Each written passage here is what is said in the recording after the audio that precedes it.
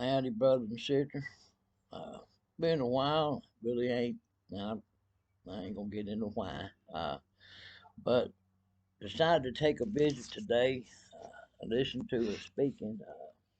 I shared it on the Facebook site, and I saved it to this site, Perfecting of the Saints. It's called "Listening to God Constantly," and it's a pretty good speaking. But something stood out in it to me.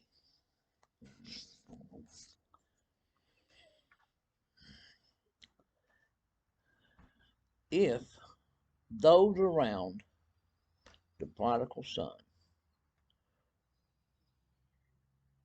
was helping the prodigal son in his needs, such as food, shelter, such. If the prodigal son, after he got squandered his inheritance, if all the good folks would have come around him and eased his troubles, would the prodigal son ever return home? You know, that's an interesting revelation on that parable.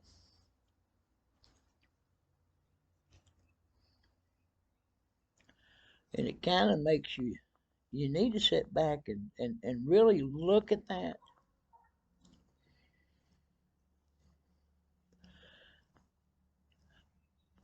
and ask yourself and ask God, specifically ask God, am I in my doing hindering the prodigal son in returning to the Father? Am I in my doings hindering a prodigal son or a prodigal daughter unto returning to the Father? Man, that's a deep, deep question. But you know, I believe we really need to look at it. Uh, then we need to examine some things uh, in them. God forbid I hinder someone to returning to the Father. Now, we got to remember this as well. The parable of the prodigal son. Really, let's just break it down. We know who the Father is speaking of, right? God the Father. And we know that there's two brothers. There's one that squanders his inheritance, and there's the one that stays there and is dutiful. He gets angry when the other brother comes back and the father accepts him. He gets angry. I see, right off the way, we need to understand who that son is, because a saint should not get angry when someone comes to the Father. So, who is that angry brother? That represents those that were under Mosaic law, that did all their duties, and they was jealous.